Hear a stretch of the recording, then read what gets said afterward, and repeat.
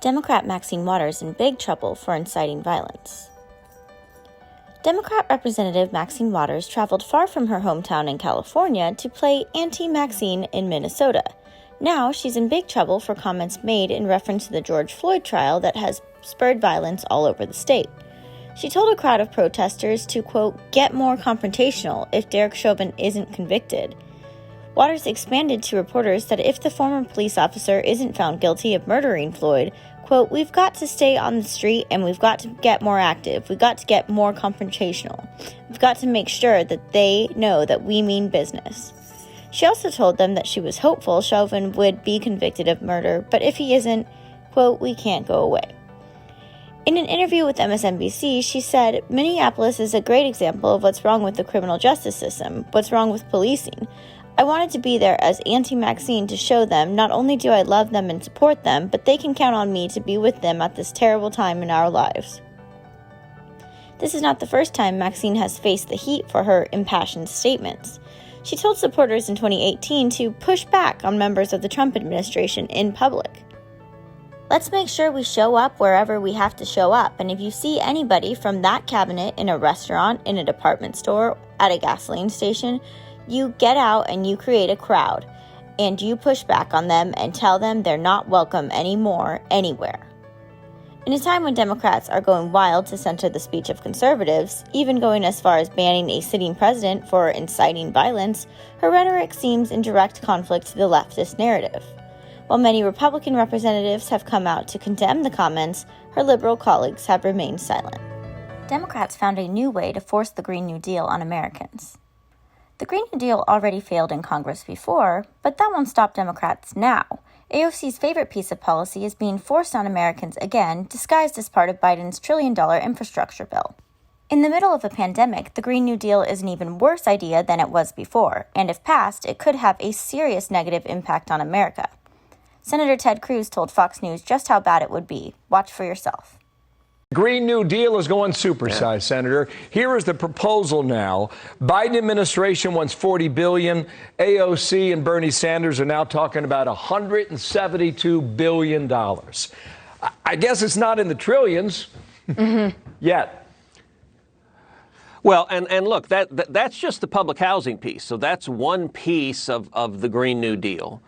You look at the Biden infrastructure plan, and it is in the trillions. It's at $2.6 trillion.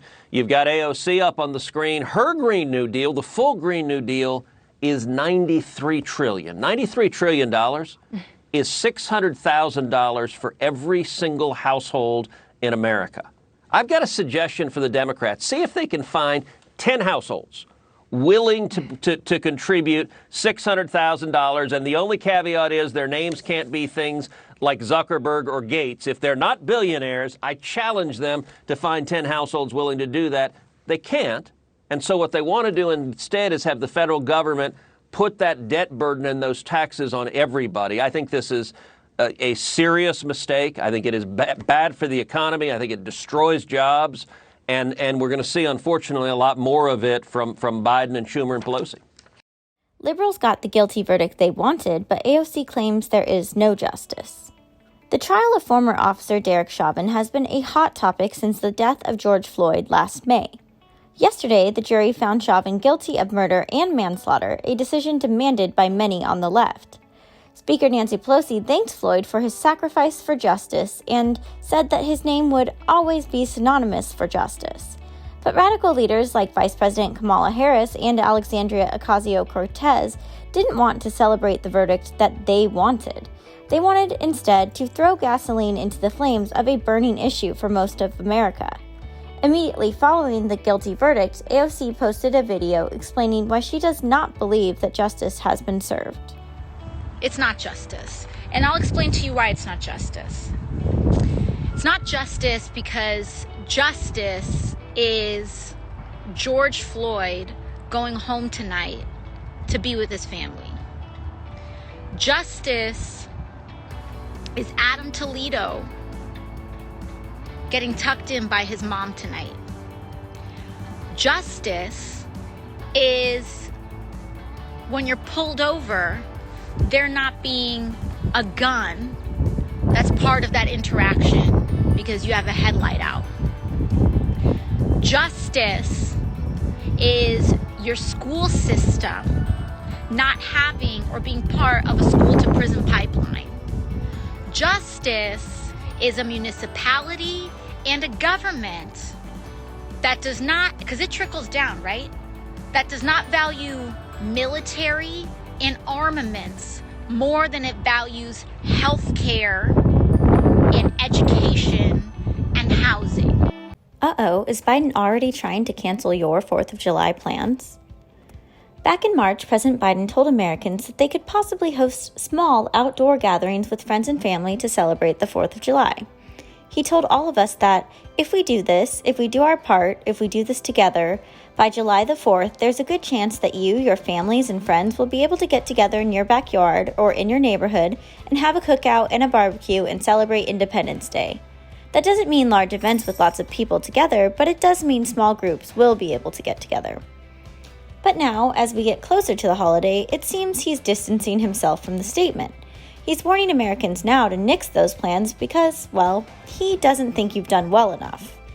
In a new statement, Biden says, "Back on March 11th, I outlined a vision of what America could look like by the 4th of July, an America that was much closer to normal life that we left behind more than a year ago."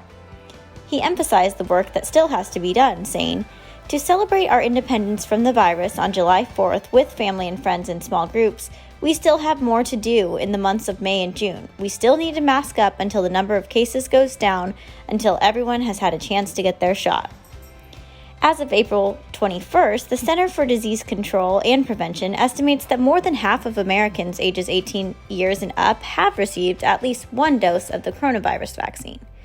While Americans continue to be frustrated by the moving goalposts, it seems we're all stuck waiting to learn what will truly be enough for President Biden.